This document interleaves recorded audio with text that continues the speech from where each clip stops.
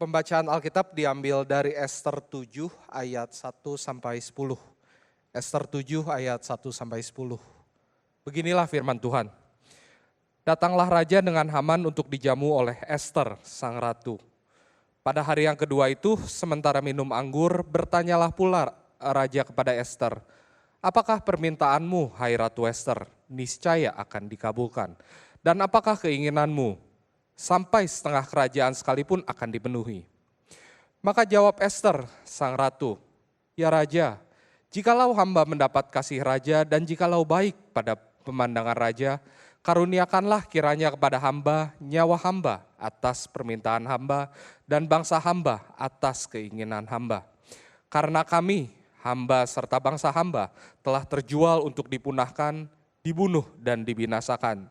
Jikalau seandainya kami hanya dijual sebagai budak laki-laki dan perempuan, niscaya hamba akan berdiam diri. Tetapi malapetaka ini tiada taranya di antara bencana yang menimpa raja." Maka bertanyalah Raja Ahaswiros kepada Ester sang ratu, "Siapakah orang itu dan di manakah dia yang hatinya mengandung niat akan berbuat demikian?"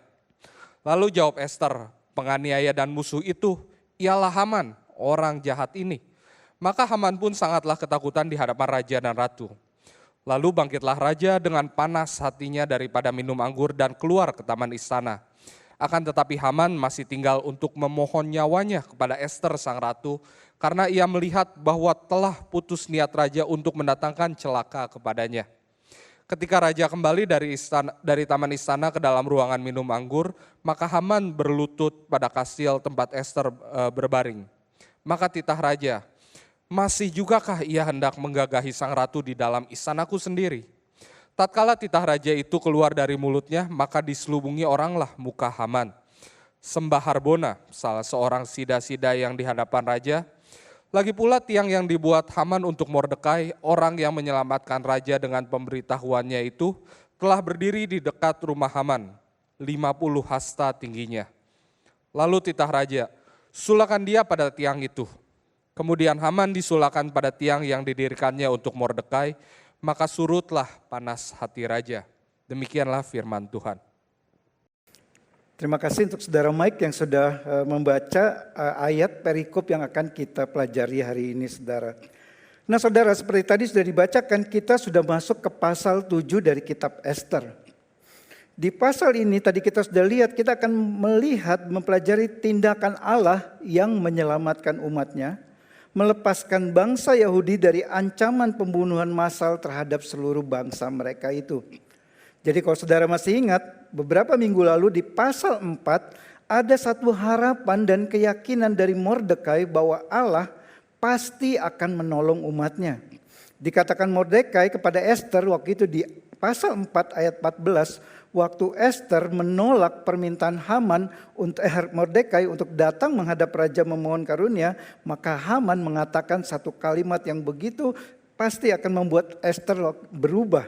Dikatakan di dalam pasal 4 ayat 14 waktu itu, "Sebab sekalipun engkau pada saat ini berdiam diri saja, bagi orang Yahudi akan timbul juga pertolongan dan kelepasan dari pihak lain, dan engkau dengan kaum keluargamu akan binasa. Siapa tahu, mungkin justru untuk saat yang seperti ini engkau beroleh kedudukan sebagai ratu." Itu adalah satu keyakinan iman Mordekai bahwa Allah pasti akan melepaskan umatnya. Dan di pasal 7 ini adalah penggenapan dari keyakinan Mordekai tersebut. Allah pasti bertindak melepaskan umatnya dari ancaman pembunuhan massal yang akan dilakukan Haman. Nanti minggu depan di pasal 8, saudara, kita akan melihat terjadinya perubahan dalam hidup bangsa Yahudi setelah kematian Haman ini. Nah, tapi hari ini kita akan melihat di mana tadi kita sudah baca, Haman digantung sampai mati di tiang yang ia dirikan untuk menggantung Mordekai. Apa yang dapat kita pelajari tentang Allah dari kisah dramatis ini? Mari kita akan sama-sama mempelajarinya. Namun sebelumnya mari kita sekali lagi berdoa minta pimpinan Roh Kudus akan menolong kita dalam pembelajaran firman Tuhan hari ini. Mari kita berdoa. Bapa di dalam surga, kami sekali lagi bersyukur kalau hari ini kami boleh sama-sama belajar kebenaran firman-Mu secara khusus dari perikop di dalam kitab Ester pasal 7 ini. Kiranya Roh Kudus yang akan menolong setiap kami, baik hamba-Mu yang akan menyampaikan maupun setiap jemaat yang mendengar, supaya setiap kami boleh disadarkan, diingatkan, dididik oleh kebenaran firman Tuhan pada hari ini. Dalam nama Tuhan Yesus kami berdoa. Amin. Nah saudara, hari ini hanya ada 2 poin khotbah saja. Pertolongan dari Allah yang pertama, bekerja bersama dengan hikmat kita. Yang kedua, bekerja secara mengejutkan. Mari kita masuk ke poin yang pertama saudara. Pertolongan dari Allah bekerja bersama dengan hikmat kita. Saudara, apa yang langsung muncul dalam benak saudara begitu saudara mendengar kata hikmat? Atau kalau saya ubah dikit pertanyaannya, dengan apa saudara mengasosiasikan hikmat itu? Gambaran apa yang harus ada di dalam diri seseorang yang darinya saudara akan mengatakan bahwa orang itu adalah orang yang berhikmat? Menurut saya secara pribadi, untuk menjawab pertanyaan itu perlu dibagi menjadi 2 kategori. Ini menurut saya saudara. Kategori pertama, hikmat secara umum atau berdasarkan pandangan umum. Berdasarkan pandangan umum, orang yang berhikmat adalah orang yang pemikirannya, sikap tingkah lakunya, tutur katanya penuh dengan pertimbangan atau matang. Orang yang bijaksana dalam berpikir, bersikap, berkata-kata, dalam membawa diri, maka kita biasanya sebut ini orang yang berhikmat. Dan ini berlaku bagi siapapun, tua, muda, orang Kristen maupun non-Kristen. Kalau dia bersikap seperti itu, umumnya kita akan bilang ini orang yang bijaksana, ini orang yang berhikmat. Nah kategori kedua saudara, hikmat menurut kekristenan atau berdasarkan Alkitab. Menurut kitab Amsal atau kitab hikmat itu, orang yang memiliki hikmat adalah orang yang takut akan Allah. Amsal 1 ayat 7 dan ayat 9 katakan takut akan Tuhan adalah permulaan pengetahuan. Dan Amsal 9 ayat 10 serta Mazmur 111 ayat 10 mengatakan hal yang sama. Permulaan hikmat adalah takut akan Tuhan. Artinya saudara, walaupun seseorang itu sangat bijaksana dalam berpikir, bertindak, berkata-kata, namun jika ia tidak memiliki rasa takut akan Allah, atau jika ia tidak mengenal Allah, maka berdasarkan Alkitab itu belum cukup menjadikan orang tersebut sebagai orang yang dapat dikategorikan orang yang berhikmat. Dan Alkitab biasanya memang membagi 2 macam orang. Ada orang benar, ada orang fasik. Ada orang yang mengenal Allah, ada orang yang tidak mengenal Allah. Ada orang yang berhikmat dan ada orang yang bodoh. Jadi berhikmat saudara adalah mengenal Allah. Hikmat akan mengarahkan kepada Allah. Allah adalah sumber dari segala hikmat. Yakobus katakan apabila ada orang yang kekurangan hikmat, hendaklah ia memintanya kepada Allah. Nah saudara, Ester di dalam perikop ini menunjukkan dirinya bukan hanya bijaksana dalam berpikir, bertindak, tapi juga ia adalah orang yang mengenal Allah. Dia bijaksana bertindak, dia sekaligus mengenal Allah. Mari kita perhatikan percakapan antara Ester dan Raja Ahasiweros di ayat 1 sampai 3. Jadi ini saudara, ini adalah perjamuan kedua, kita sudah tahu ini adalah perjamuan kedua yang diadakan Ester dengan orang yang sama yang hadir pada waktu perjamuan pertama. Yaitu ada Ester, ada Haman, ada Raja Ahasiweros. Nah tentu bagi kita yang membaca kisah ini sekarang, kita tahu bahwa ada tujuan atau rencana khusus dari Ester yang untuknya ia membuat perjamuan tersebut yang tidak diketahui oleh Haman dan Raja Ahasiweros. Bahkan kita sudah baca sebelumnya bagi Haman diundang ke perjamuan makan oleh Ratu Ester itu adalah sebuah kehormatan dan ia sangat bergembira waktu diundang. Dia menganggap dirinya adalah orang yang dihormati oleh Raja dan Ratu Ester. Namun kita sudah baca saudara 2 minggu lalu Ester belum mengatakan apapun kepada Raja pada saat perjamuan yang pertama. Waktu itu Raja sudah bertanya kepada Ester, Ester apa yang kamu inginkan? Tapi Ester justru menjawab, ia ingin mengundang Raja dan Haman untuk datang kembali ke perjamuan kedua yang akan diadakannya esok hari. Penulis tidak menjelaskan mengapa Esther belum bicara tentang kejahatan Haman di perjamuan yang pertama itu. Tapi mungkin saudara Esther dalam hikmatnya melihat bahwa saat itu bukanlah saat yang tepat untuk ia mengatakan kejahatan Haman kepada raja. Tapi dalam kisah di pasal 5 ayat 9 sampai 14 dan pasal 6 ayat 1 sampai 11 kita melihat keputusan Esther untuk menunda menyampaikan kepada raja rencana jahat Haman itu adalah keputusan yang sangat tepat. Apa yang terjadi saudara di dalam 2 pasal itu yang sudah kita baca 2 minggu lalu. Yang pertama kalau saudara ingat, Haman waktu itu sangat panas hatinya karena dia melihat Mordekai itu tidak bangkit menghormati dia. Dan Haman kemudian membuat tiang yang sangat tinggi untuk menggantung Mordekai sampai mati di sana. Yang tadi kita sudah baca, ironisnya justru Hamanlah yang akhirnya digantung di tiang tersebut. Itu peristiwa yang pertama yang terjadi setelah perjamuan yang pertama yang dilakukan oleh Esther. Nah, peristiwa kedua kita juga sudah baca di mana raja mendadak mengaruniakan kehormatan kepada Mordekai atas jasanya yang menyelamatkan raja di waktu yang sudah lama sebelumnya. Yang waktu itu Haman pikir dirinya lah yang akan dikaruniakan raja kehormatan tersebut. Dan peristiwa kedua ini saudara, ini sangat penting untuk terjadi sebelum Esther membuka kejahatan Haman kepada raja. Karena kita nanti lihat jelas hal ini ikut berpengaruh dalam keputusan raja terhadap permohonan Esther kelak. Nah saudara, apakah Esther tahu sebelumnya akan ada 2 peristiwa itu? Bahwa Haman akan mendirikan tiang untuk menggantung Mordekai, bahwa raja mendadak ingat akan jasa Mordekai. Jelas Esther tidak tahu. Itu 2 peristiwa yang terjadi setelah perjamuan pertama itu diadakan. Dan tidak dikatakan di sana oleh penulis, lalu datanglah Allah kepada Esther lewat mimpi melarang Esther untuk menyampaikan permohonannya kepada raja di perjamuan pertama itu. Tidak dikatakan demikian. Artinya saudara, Esther di dalam hikmatnya melihat bahwa di perjamuan yang pertama itu bukan waktu yang tepat untuk menyampaikan permohonan kepada raja. Dan di dalam jeda waktu, 1 hari, waktu Esther menunda untuk ngomong kepada raja, dan dia akan mengadakan perjamuan kedua esok harinya, di dalam jeda waktu itu saudara kita melihat, ternyata Allah bekerja.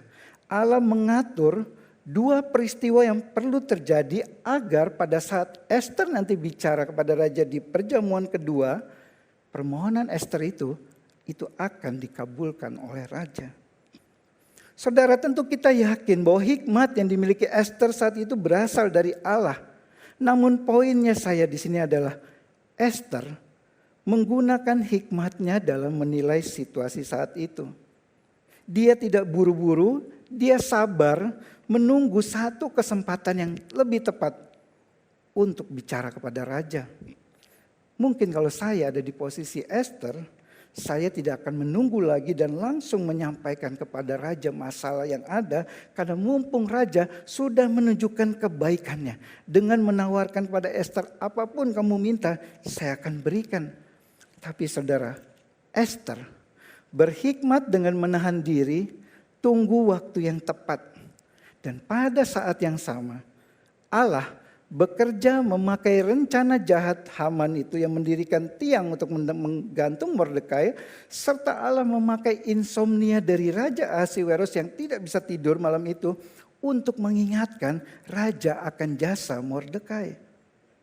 Ini hikmat yang pertama yang dimiliki Esther. Esther berhikmat dalam menilai situasi saat itu. Ini waktu yang belum tepat untuk saya bicara kepada raja. Dan ada hikmat kedua saudara yang melaluinya juga Allah bekerja, yaitu hikmat Esther dalam berkata-kata. Mari kita lihat lagi percakapan selanjutnya di ayat ketiga dan 4. Kita melihat bagaimana diplomasi Esther yang begitu hebat. Di ayat 4. Di ayat 4 Ester memakai kata terjual. Kami telah terjual untuk dipunahkan, dibunuh, dan dibinasakan. Apa maksudnya Ester di sini, saudara? Menurut saya Ester di sini hendak mengarahkan raja dengan memakai kata terjual kepada suap yang dijanjikan Haman kepada raja. Di mana saat itu dulu Haman menghasut raja untuk keluarkan undang-undang yang disahkan raja memberi kuasa kepada Haman untuk bunuh seluruh orang Yahudi di wilayah kerajaan Persia. Ester secara tidak langsung hendak mengatakan pada raja bahwa raja, mungkin engkau tidak sadar engkau sudah dimanfaatkan oleh Haman. Menjadi kaki tangan Haman, diperalat oleh Haman dengan diiming-imingi perak 10.000 talenta yang Haman katakan akan dia persembahkan pada perbendaharaan raja. Dan Ester, saudara, kita melihat di dalam ayat 3 dan 4, Ester berdiplomasi lagi di sini.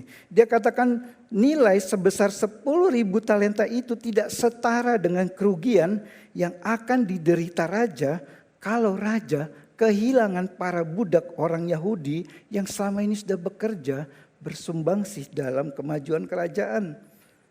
Sehingga Ester mau mengatakan rencana pembunuhan terhadap orang Yahudi itu di ayat 4 dikatakan adalah satu bencana yang paling besar yang akan menimpa raja dibandingkan dengan semua bencana lainnya. Dan Ester dalam hikmatnya kita lihat lagi di dalam ayat ini. Dia tahu ini adalah waktu yang tepat untuk dia membuka identitas dirinya yang sebenarnya bahwa ia adalah seorang keturunan Yahudi.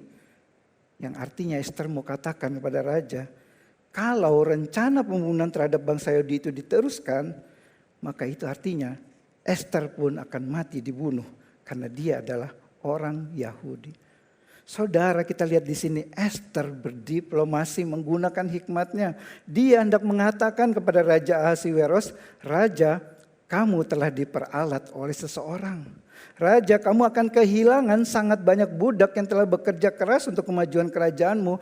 Itu tidak sebanding dengan nilai yang kamu dapat kalau kamu membunuh budak-budak itu dengan 10.000 talenta. Dan Ester mau mengatakan pada Raja Ahasiweros, Raja, kamu akan kehilangan ratu atau pemaisurimu ini yang akan juga mati dibunuh. Ester, saudara, dalam hikmatnya tahu bahwa saat itu adalah tepat bukan untuk meminta raja mencabut atau menarik lagi undang-undang yang dulu raja sudah keluarkan, tetap ia akan mintanya di dalam pasal 8 di minggu depan, tapi Ester tahu bahwa saat itu yang paling tepat adalah menyampaikan kepada raja rencana jahat Haman yang tidak disadari raja yang akan sangat merugikan raja. Saudara, bukankah semua yang dikatakan Ester itu menunjukkan bahwa Ester adalah orang yang memiliki hikmat, orang yang bijaksana dalam bertindak, berpikir, dan berkata-kata. Lalu pertanyaannya, dari mana hikmat Ester tersebut? Kembali kepada tadi apa yang dikatakan Alkitab, takut akan Tuhan adalah permulaan hikmat. Kalau saudara ingat Ester, pada waktu ia akhirnya bersedia memenuhi permintaan Mordekai untuk menghadap raja, apa yang dilakukan Ester, saudara? Dia meminta Mordekai untuk meminta kepada seluruh orang Yahudi berdoa dan berpuasa bagi dirinya selama 3 hari. Dan dikatakan Ester beserta dayang-dayang pun akan melakukan hal yang sama. Ester dia memiliki hikmat itu karena ia tahu sebelum melakukan apapun ia harus datang kepada Allah di dalam doa dan puasa. Ia bersandar pada Allah. Allah memberikan hikmat kepada Ester dalam dia berkata-kata kepada Raja Ahasiweros. Tindakan pertolongan Allah bekerja bersama dengan hikmat manusia. Berhikmat adalah menjadi bijaksana, tapi berhikmat adalah seperti Ester, mengandalkan Allah, bukan mengandalkan dirinya. Nah, kembali ke kisah tadi, saudara, argumentasi dan diplomasi Ester serta 2 peristiwa yang terjadi setelah perjamuan pertama tadi membuahkan hasil. Kita lihat di sana raja menjadi sangat marah dan akhirnya menghukum mati Haman. Apa yang dilakukan Allah di tahap ini? Kita masuk ke poin yang kedua. Pertolongan dari Allah bekerja secara mengejutkan. di ayat 5-8 saudara, kita melihat satu ironis yang terakhir yang dialami oleh Haman. Percakapan antara Esther dengan raja sekarang topiknya mengarah kepada Haman. Di ayat 5 ada satu pertanyaan yang menarik dari Raja Ahasiweros. Kita tahu Raja Ahasiweros sendiri yang mengeluarkan undang-undang, memberi kuasa penuh kepada Haman untuk membunuh semua orang Yahudi itu. Tetapi sekarang raja setelah mendengar dari Esther justru bertanya siapa yang berniat melakukan semua hal jahat itu. Pertanyaan raja di dalam ayat 5 ini, siapakah orang itu dan di manakah dia yang hatinya mengandung niat untuk berbuat demikian? Raja yang memberikan perintah itu, tapi sekarang raja bertanya kepada Esther, siapakah orang itu? Di mana dia yang hatinya jahat seperti itu? Nah, ada komentator Alkitab yang mengatakan bahwa raja bertanya seperti itu karena ada begitu banyak kesibukan raja, begitu banyak undang-undang yang raja keluarkan sampai dia mungkin lupa atau tidak perhatikan lagi bahwa dia pernah mengeluarkan undang-undang untuk menghukum mati semua orang Yahudi. Atau dikatakan beberapa komentator mengatakan raja begitu terpengaruh oleh hasutan Haman sampai raja tidak berpikir panjang langsung menyetujui usulan Haman tersebut tanpa sadar bahwa usulan Haman itu sangat merugikan raja, bukan membawa kebaikan. Dan Esther kita lihat sekali lagi saudara, di dalam hikmatnya dia membangun percakapan itu sampai raja menyadari bahwa ada malapetaka yang akan terjadi. Dan di titik inilah Esther langsung menunjuk kepada Haman yang dikatakan sebagai musuh dan orang yang jahat. Di ayat 6, lalu jawab Esther, penganiaya dan musuh itu ialah Haman, orang jahat ini. Dan kita lihat saudara seperti apa respons Haman saat itu. Di ayat 6 dikatakan, Haman pun sangatlah ketakutan di hadapan raja dan ratu. Kita melihat di sini saudara satu perubahan yang terjadi di dalam sekejap. Situasi saat itu langsung berubah 180 derajat yang pasti sangat mengejutkan bagi Haman. Haman yang sebelumnya telah menebarkan ketakutan bagi seluruh orang Yahudi di kerajaan Persia itu, sekarang dia sangat ketakutan di hadapan Esther, seorang keturunan Yahudi. Haman yang awalnya adalah orang kepercayaannya Raja Ahasiweros, sekarang menjadi musuh dari raja. Haman yang awalnya berniat untuk menggantung Mordekai di tiang yang dibangunnya, sekarang dirinya sendiri yang dia tahu akan digantung oleh raja di sana. Haman yang awalnya meninggikan dirinya minta dihormati oleh semua orang, benci sangat dengan Mordekai dan orang Yahudi, menuntut Mordekai untuk berlutut di hadapannya. Tadi kita baca, sekarang Haman berlutut meminta belas kasihan dari Esther, seorang keturunan Yahudi. Saudara, Allah yang sebelumnya seperti membisu, seperti berdiam saja melihat rencana jahat dan keangkuhan Haman, seperti membiarkan bangsa Yahudi umat pilihannya ada dalam mara bahaya ancaman kematian, sekarang di dalam momen ini menunjukkan bahwa dia adalah Allah yang berdaulat penuh atas segala sesuatunya. Di titik ini Allah menunjukkan bahwa dirinya lah yang memegang kuasa penuh dan dapat dengan sangat mudah membalikkan keadaan dari yang sepertinya ada di luar kendali Allah menjadi sangat jelas berjalan sesuai dengan kehendaknya. Di sini kita melihat saudara sebuah kebenaran. Begitu Allah bertindak menolong umatnya, maka dalam sekejap semua kondisi itu langsung berubah secara total dan drastis. Nah saudara, di dalam situasi tertentu dalam hidup kita, saya percaya tidak selalu terjadi. Pernahkah saudara mengalami pertolongan Allah yang seperti demikian? Yang menjadi sesuatu yang sangat mengejutkan kita. Pertolongan yang kita sedang nantikan, yang sepertinya tidak kunjung datang, yang membuat kita mungkin hampir putus asa, sudah hampir hilang harapan. Tiba-tiba dengan cara yang tidak masuk akal, menurut pikiran manusia, mendadak pertolongan itu ada di hadapan kita. order atau bisnis deal atau klien baru yang tahu-tahu masuk ke kita, yang sangat menolong dalam kondisi yang sedang sulit untuk mendapatkan klien yang baru. Atau jabatan di kantor yang entah karena satu dan lain hal mendadak ditinggalkan oleh orang yang sebelumnya sehingga menjadi kosong dan diberikan kepada kita secara tiba-tiba. Atau lowongan pekerjaan yang sedang saudara cari sepertinya menemui jalan buntu, namun mendadak mengejutkan muncul dicari pekerja yang persis sesuai dengan keahlian saudara tepat di saat saudara membutuhkan pekerjaan tersebut.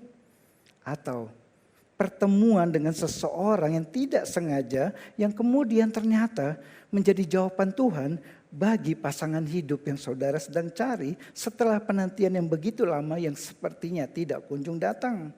Dan lain sebagainya, saudara, bisa begitu panjang daftar ini yang intinya adalah pintu pertolongan dari Allah bagi kita itu dibuka secara mengejutkan.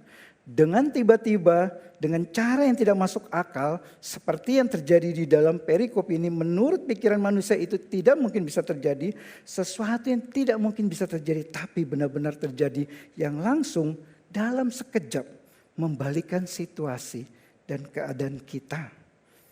Allah memiliki begitu banyak cara dan sarana yang tidak terbatas yang dapat Dia gunakan untuk memberi pertolongannya kepada kita. Ia memberi makanan bagi bangsa Israel selama 40 tahun di padang gurun. Ia mengirimkan burung gagak untuk membawa makanan kepada Elia. Ia juga membuat minyak yang dimiliki janda di Sarfat itu tidak habis-habis.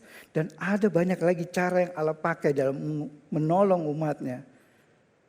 Allah bekerja, waktu bertindak itu bisa mengejutkan. Pertolongannya itu terjadi. Dan kita baca, kisah ini berakhir dengan sangat mengejutkan dan sangat tragis bagi Haman. Bayangkan saudara betapa marahnya raja kepada Haman. Raja baru saja memberikan kehormatan yang begitu tinggi kepada Mordekai. Sekarang raja mendengar bahwa Haman hendak menggantung Mordekai di tiang gantungan. Orang yang sangat berjasa menyelamatkan nyawa raja sekarang akan digantung mati oleh Haman. Raja menjadi begitu marah. Dan raja juga baru sadar sepertinya setelah Ester menyampaikan fakta itu, bahwa dirinya ternyata telah diperalat, dimanipulasi oleh Haman demi pembalasan dendam pribadi Haman kepada Mordekai dan seluruh bangsa Yahudi. Di akhir 10, akhir yang tragis dari kisah hidup Haman. Kemudian Haman disulakan pada tiang yang didirikannya untuk Mordekai. Maka surutlah panas hati raja. Bagi Raja Ahasiweros, kematian Haman itu adalah hukuman yang setimpal dengan semua kejahatan yang dilakukan Haman. Tetapi tanpa disadari Raja Ahasiweros, waktu ia menghukum mati Haman pada saat itu, sebenarnya itu adalah satu tindakan penyelamatan Allah atas hidup umatnya. Memakai tangan dari Raja Ahasiweros. Allah menolong umatnya dari balik layar. Bagi Raja Ahasiweros, kematian Haman itu menyurutkan panas hatinya. Tapi bagi Ester, Mordekai, serta seluruh bangsa Yahudi, kematian Haman itu berarti terlepasnya mereka dari ancaman genosida terhadap bangsa mereka. Allah secara mengejutkan bertindak menolong umatnya dan dalam sekejap menyelesaikan semua masalah yang dihadapi oleh mereka saat ini. Nah saudara, mari kita coba lihat lagi seluruh gambaran besar dari kisah ini. Ada 3 tokoh dalam perikop hari ini, Raja Ahasiweros, Ratu Ester, dan Haman. Haman seorang Amalek yang adalah musuh dari bangsa Yahudi, seorang yang angkuh, seorang yang tinggi hati, seorang yang haus akan kehormatan, seorang pembual, seorang yang begitu jahat, yang tidak memiliki belas kasihan, yang akan melakukan apapun juga demi keinginan tercapai. Lalu ada Ester, seorang keturunan Yahudi yang diangkat Allah dari orang biasa menjadi ratu untuk menyelamatkan orang-orang Yahudi dari rencana jahat Haman tersebut. Ester seorang yang awalnya penuh dengan ketakutan, namun telah berubah menjadi seorang ratu yang bijaksana, yang berani membela dan siap mati bagi bangsanya. Lalu ada Raja Ahasiweros, seorang raja yang otoriter, yang karakternya sulit ditebak, mudah berubah-ubah, gampang terpengaruh. Tapi di tangannya lah terletak nasib Haman, Ester, dan seluruh orang Yahudi. Ketiganya seperti bergerak sendiri tanpa kendali Allah. Bahkan kalau di awal kita melihat, saudara, kita mengingat seolah-olah Haman dengan semua manuver politiknya adalah pihak yang kuat, yang akan menang, yang akan mendominasi. Ester dan Mordekai sebaliknya adalah pihak yang lemah, yang akan kalah, tidak memiliki kekuatan untuk menghentikan sepak terjang Haman. Kejahatan itu sepertinya akan menang mengalahkan kebaikan. Bahkan Raja Ahasiweros pun sepertinya berpihak penuh kepada Haman. Dan Allah pada saat itu seperti tidak ada di sana. Tetapi saudara, waktu kita melihat apa yang terjadi di akhir dari kisah di perikop ini, maka jelas Allah selalu hadir sejak awal di dalam seluruh peristiwa yang terjadi. Dia tidak pernah absen, walaupun sepertinya terlihat ia tidak ada. Allah bertindak dalam kedaulatannya. Dia menggunakan cara, waktunya, dan begitu Allah campur tangan menolong umatnya. Kita lihat, tidak ada satu kuasa, manusia, atau apapun juga yang dapat mencegahnya. Hal yang di mata manusia tidak mungkin terjadi, itu dapat terjadi jika Allah menghendakinya. Allah berdaulat atas otoritas yang dimiliki Raja Ahasiweros. Tidak ada keputusan raja yang berada di luar otoritas Allah. Raja Ahasiweros yang awalnya mengeluarkan keputusan untuk membunuh seluruh umat Allah, tapi pada akhirnya Raja Ahasiweros itu sendiri yang menarik dan membatalkan keputusan tersebut dan mengeluarkan perintah untuk membunuh Haman. Allah juga berdaulat atas rencana jahat manusia. Sampai di titik tertentu Allah biarkan Haman dengan rencana jahatnya, tapi sebelum rencana itu terrealisasi, Allah bertindak dalam sekejap mengubah seluruh situasi tersebut. Seluruh situasi tetap ada di bawah kendali Allah, walaupun kelihatannya Allah tidak ada di sana. Nah saudara, waktu kita baca tentang rencana jahat Haman tersebut, apakah saudara teringat akan ada sesuatu di balik rencana itu? Rencana pemusnahan umat Allah. Bukankah ini sudah terjadi secara terus-menerus? Permusuhan antara umat Allah, bangsa Yahudi dengan bangsa-bangsa lain yang memusuhinya sudah dinubuatkan sejak awal kejatuhan manusia di dalam dosa. Ini adalah permusuhan di dalam Kejadian 3 ayat 15 antara keturunan ular dan keturunan dari perempuan itu. Dan dalam sejarah bangsa Israel, tak habis-habisnya mereka menghadapi musuh yang hendak memusnahkan mereka. Jadi waktu Ester, saudara, berhadapan dengan Haman, itu seperti kebenaran berhadapan dengan kejahatan. Kelihatannya kejahatan menang di awal, tapi pada akhirnya kita melihat kebenaran yang akan menang. Akhir dari kejahatan seperti akhir dari hidup Haman. Hukuman mati digantung di atas tiang. Mungkin kita akan berkata, Haman memang layak untuk dihukum mati karena dia adalah orang yang jahat. Haman adalah musuh umat Allah, yang artinya musuh dari Allah sendiri, karenanya layak dihukum mati. Betul saudara, bagi mereka yang masih menjadi musuh Allah, mereka yang belum berdamai dengan Allah, maka murka Allah pasti akan jatuh atas mereka. Hukuman kematian kekal akan mereka terima karena dosa-dosa mereka. Namun bagi kita semua yang sudah berada di dalam Kristus, yang sudah berdamai dengan Allah karena karya penebusan Kristus di atas kayu salib, yang menjadi jalan rekonsiliasi kembali kita dengan Allah, maka bagi kita tidak akan ada penghakiman dan kita pasti terhindar dari murka Allah atas dosa-dosa kita. Bagaimana hal ini terjadi? Bagaimana kita dapat berdamai kembali dengan Allah? Apakah karena Allah melupakan dosa-dosa kita? Atau karena kita melakukan perbuatan baik yang menyenangkan hati Allah? Sama sekali tidak saudara. Allah tidak melupakan dosa-dosa kita begitu saja. Dan segala perbuatan baik kita sehebat apapun juga, itu tidak akan dapat membuat Allah menghapus dosa kita. Tapi kita dapat terhindar dari murka Allah. Karena Kristus yang telah menanggung murka Allah tersebut ganti kita waktu dia disalib. Allah menumpahkan murkanya atas dosa-dosa kita kepada Kristus. Kristus yang tidak berdosa itu dijadikan berdosa di atas kayu salib karena kita.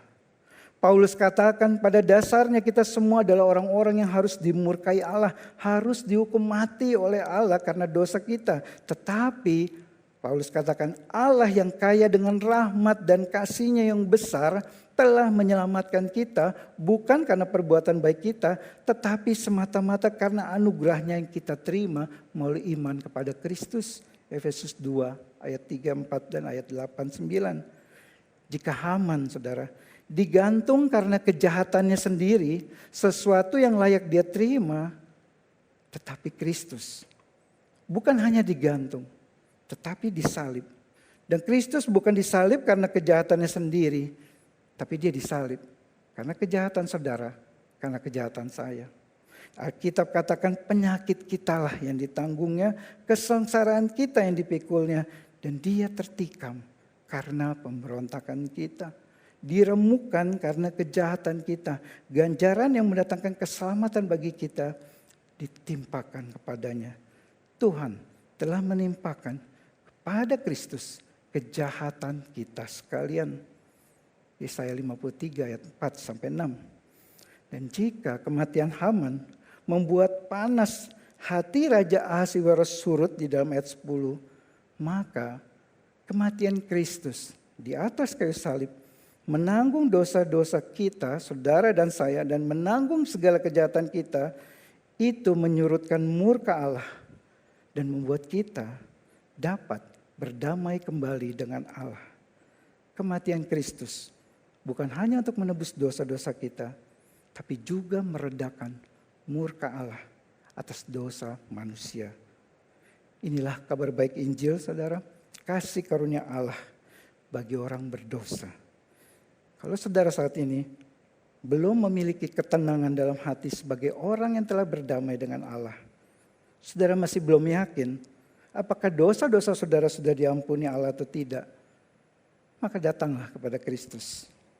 Waktu saudara menjadi milik Kristus, saudara akan menjalani satu kehidupan dengan penuh kedamaian karena tahu saudara adalah orang yang telah diampuni dosanya dan telah berdamai kembali dengan Allah.